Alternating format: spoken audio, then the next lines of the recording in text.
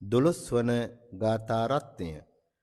නහි පාපං කතං කම්මං සජ්ජු භීරංච මුච්ඡති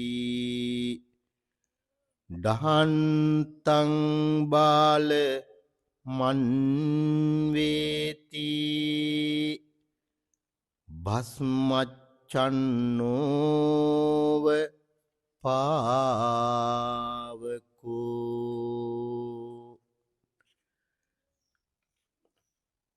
දෙනකගේ දෙව් කිරී වහාම නොබිදෙන්නාක්සේ යමෙකු කරන පාපය එවේලේම විපාක නොදේ.